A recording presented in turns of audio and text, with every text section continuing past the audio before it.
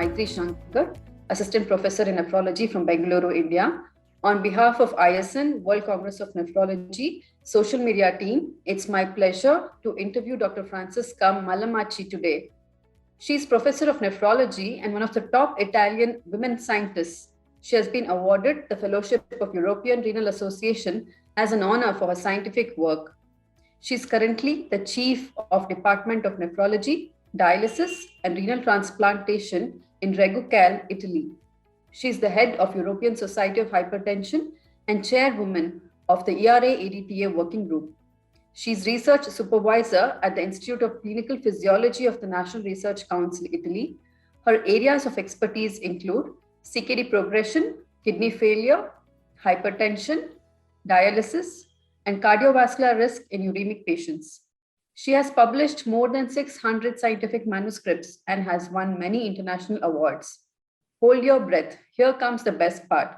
Professor Mallamaci is mentioned among the top Italian scientists della Via Academy, and her H index is 76. Wow. It's indeed my pleasure to welcome you to this interview session, ma'am.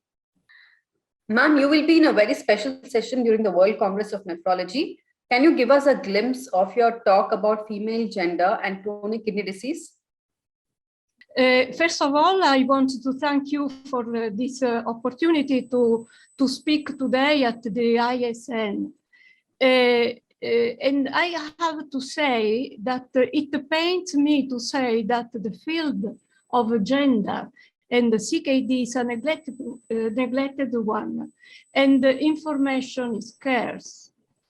But so far, what we know about chronic kidney disease and gender is that chronic kidney disease is more prevalent in female patients than in males. I mean the prevalence of CKD not in dialysis. But somewhat paradoxically, there seems to be a preponderance of men who are treated among patients starting renal replacement therapy and transplantation. We could think many explanations, but a worrying one could be that female patients with CKD receive less treatments than men.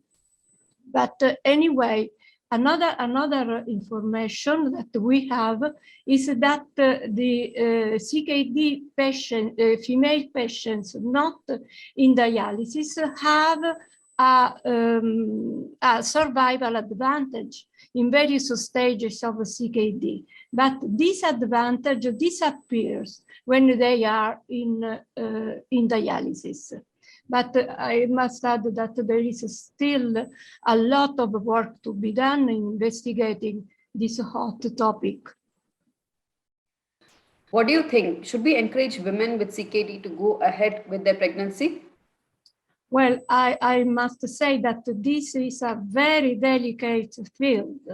As doctors, we should at least give the right information to our female patients, but the final choice is a personal one. Your research interests are in the field of hypertension and cardiovascular risk. What motivated you to choose this field? Well, you see, sometimes, very often, you do not choose your field of interest, but it's the field of interest that chooses you. But jokes aside, the circumstances in life make the difference. By chance, I started working with a colleague of mine who was also my husband. And this was an extraordinary strength. But just to be sincere, I should add that going back, I would make exactly the same choices for a research field and I must say also for my husband. Can you tell us briefly what are your current projects and what continues to inspire you in the field of nephrology? I am a fortunate investigator. I have a lot of data about cardiovascular complications in the dialysis and the transplant patients I'm working on. And another recent interest of mine is the quality of life in our patients. I think that although lab markers are important, what the patients perceive when they are cured is even more fundamental than just lab assessments. You deserve to be celebrated for your extraordinary contributions to the society and for your remarkable triumphs. Despite gender inequalities in all the sectors, you have continued to thrive and beat the odds. What would be your message for early career women nephrologists like us? Thank you for these kind words, but I feel that I'm just doing and I have done what was right and is right. And I must say that I would very much like to finish this short interview for a very special session saying that gender inequality is painfully real even in scientific societies. In fact, a female president in scientific societies is still a dream, a chimera. And for instance, in the Italian Society of Nephrology, we had just one female president in 62 years, and none in the European Renal Association in 60 years. On the contrary, this gap was overcome in the International Society of Nephrology, where the president is now Agnes Fogo, a very talented nephrologist we all know. And in the American Society of Nephrology, we have Susan Coggins.